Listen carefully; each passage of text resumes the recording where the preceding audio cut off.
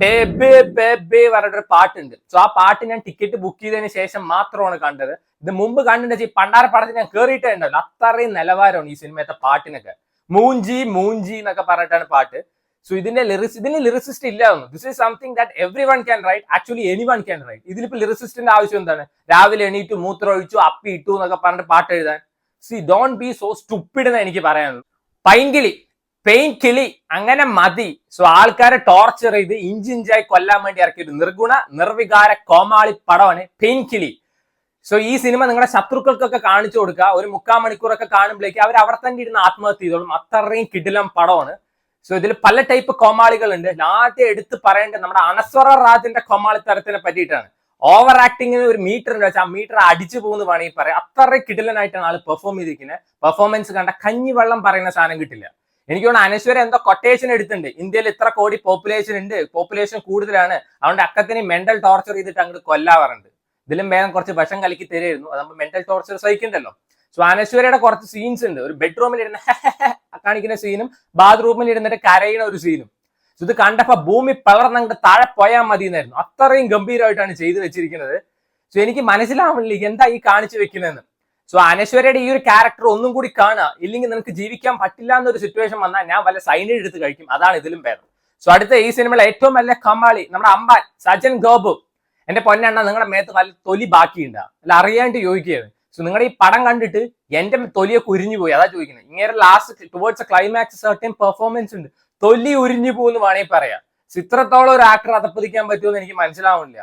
കോമാളിത്തരം കാണിക്കുന്നതിനൊക്കെ ഒരു പരിധി ഉണ്ട്. മീറ്റർ 10 തവണ അടിച്ചു പോയിണ്ടാവും നിങ്ങളുടെ കോമാളിത്തരം കണ്ടിട്ട്. സോ സെൽഫ് റെസ്പെക്ട് പറയുന്ന ഒരു സാധനമുണ്ട്. ഈവൻ തെണ്ടുന്നവർക്ക് വരെ ആ സെൽഫ് റെസ്പെക്ട് ഉണ്ട്. അത് മറന്ന് കളിക്കരുത് എന്ന് മാത്രമേ എനിക്ക് പറയാനുള്ളൂ. സോ ഈ സിനിമയ്ക്ക് ഇഷ്ടം പോലെ പേരിടാം. ആദ്യത്തെ പേര് അട്ടർ ക്രാപ്പ്, രണ്ടാമത് കോമാളി പ്രോമാക്സ്, ക്രിഞ്ച് അൾട്രാ പ്രോമാക്സ്. ഇത്രയും പേരൊക്കെ ഇടാൻ പറ്റുന്ന പടമാണ്.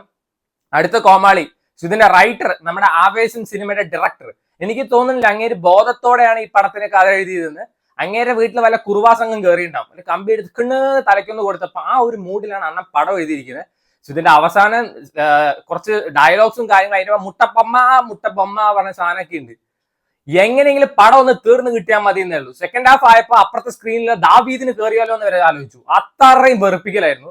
സോ ഇതൊക്കെ കണ്ടിട്ട് നിങ്ങൾ ചിരിക്കുന്നതാണ് വിചാരിക്കുന്നത് വെച്ചാൽ please evaluate your standards again എന്ന് എനിക്ക് പറയാനുള്ളൂ. അടുത്തത് നമ്മുടെ വേറൊരു കൊമാളി, നമ്മുടെ സലീം കുമാറിന്റെ മകൻ ചന്തു സലീം കുമാർ. ഓൾറെഡി ഒരു സലീം കുമാർ ഉണ്ട് നമുക്ക്, പിന്നെ എന്തിന് വേറൊരു സലീം കുമാറിന് ഉണ്ടാക്കാൻ നോക്കണമെന്ന് എനിക്ക് മനസ്സിലാവാത്തത്. Let him be himself. ഒരു 100 കിലോയുടെ ഒരു അംബുജ സിമെന്റ് എടുത്തിട്ട് തുമ്പിയെ കൊണ്ട് ഇടിപ്പിക്കുകയാണ് കൊമാളിത്തരം കാണിച്ചിട്ട്.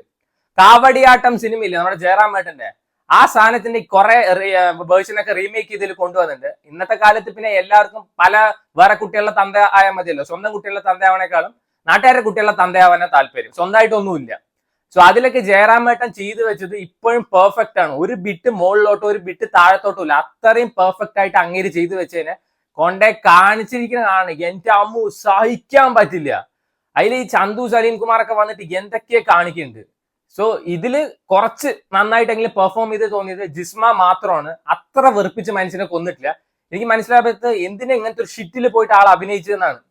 സോ നിങ്ങൾക്ക് സമയം ഉണ്ടെങ്കിൽ കണ്ടു നോക്കുക. എനിക്ക് ഒട്ടും വർക്കാവാത്ത ഒരു വെറുപ്പീര് പടം, വേഴ്സ്റ്റ് മൂവി ഓഫ് 2025 എന്ന് ഞാൻ ഒരിക്കലും പറയില്ല. Worst movie I have seen in the last 5 years. അത്രയും വെറുപ്പീര് പടമാണ്. ഇതിലും ആര് ചത്ത് കടന്നാലും ചിരിക്കാൻ പറ്റുന്നുള്ളവർക്ക് ഈ സിനിമ എന്തായാലും പോയി കാണാവുന്നേ ഉള്ളൂ. ഞാൻ ദാവീദിന് പോവാന്ന് എന്റെ വീട്ടുകാരുടെ അടുത്ത് പറഞ്ഞാണ്. ഇതിൽ ചിരിക്കാനുണ്ട് പറഞ്ഞ കൊണ്ടതാണ്. സോ ഇതിൽ അമ്മട്ടെ ബേബേ ബേബേ പറഞ്ഞൊരു പാട്ടുണ്ട്. സോ ആ പാട്ട് ഞാൻ ടിക്കറ്റ് ബുക്ക് ചെയ്തതിന് ശേഷം മാത്രമാണ് കണ്ടത്. ഇത് മുമ്പ് കണ്ടിട്ട് ഈ പണ്ടാര പടത്തിൽ ഞാൻ കേറിയിട്ടേ ഉണ്ടല്ലോ. അത്രയും നിലവാരമാണ് ഈ സിനിമയത്തെ പാട്ടിനൊക്കെ. മൂഞ്ചി എന്നൊക്കെ പറഞ്ഞിട്ടാണ് പാട്ട്. സോ ഇതിന് ലിറിസിസ്റ്റ് ഇല്ലായിരുന്നു. This is something that every one can write, actually any one can write. ഇതിലിപ്പോ ലിറിസിസ്റ്റിന്റെ ആവശ്യം എന്താണ്? രാവിലെ എണീറ്റു മൂത്രം ഒഴിച്ചു അപ്പി ഇട്ടു എന്നൊക്കെ പറഞ്ഞിട്ട് പാട്ട് എഴുതാൻ. C don't be so stupid എന്ന് എനിക്ക് പറയാനുള്ളൂ.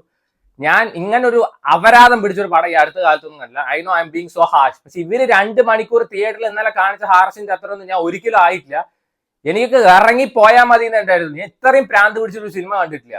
രാത്രി 3 മണി 4 മണി ഞാൻ ഈ പണ്ടാരം കണ്ടു കഴിഞ്ഞിട്ട് വന്ന് കിടന്ന് ഉറങ്ങാൻ. ഇത് തലേന്ന് പോകണ്ടേ? കണ്ണടച്ച ആകെ ഓർമ്മ അനശ്വര രാജന്റെ ആണ്. So if you have time try it out. എനിക്ക് ഒട്ടും വർക്കാവാത്ത ഒരു വെറുപ്പീര് പടമാണ്. ഐ റിപ്പീറ്റ് അഗൈൻ, ഒട്ടും വർക്കാവാത്ത വെറുപ്പീര് പടം. സോ ഇപ്പൊ കുറെ എണ്ണം വന്നിട്ട് ചിലപ്പോൾ ചോദിക്കുന്നുണ്ടാവും, നിന്നെ കൊണ്ട് ഇതൊക്കെ ഉണ്ടാക്കാൻ പറ്റുമോ? പിന്നെ കുറ്റം പറയാൻ മാത്രമല്ലേ പറ്റുള്ളൂ എന്ന്. എന്നാ പിന്നെ എന്തിനാണോ നോർമൽ ഓഡിയൻസിന് സിനിമ കാണിക്കുന്നത്? ഇഫ് യു കാണ്ട് അക്സെപ്റ്റ് ക്രിറ്റിസിസം, നിങ്ങൾ ഈ രാജമൗലിനെയും അല്ലെങ്കിൽ ക്രിസ്റ്റഫർ നോളനെയും മണിരത്നത്തിനൊക്കെ പോയിട്ട് പടം കാണിക്കുക. അവർ ആട്ടി വിടും. അവർക്കല്ലേ സിനിമയെ പറ്റി അറിയുള്ളൂ. സാധാരണ ഓഡിയൻസിന് പൈസ വേണം, പക്ഷെ അവർ ക്രിട്ടിസൈസ് ചെയ്യാൻ പാടില്ല. So try it out if you have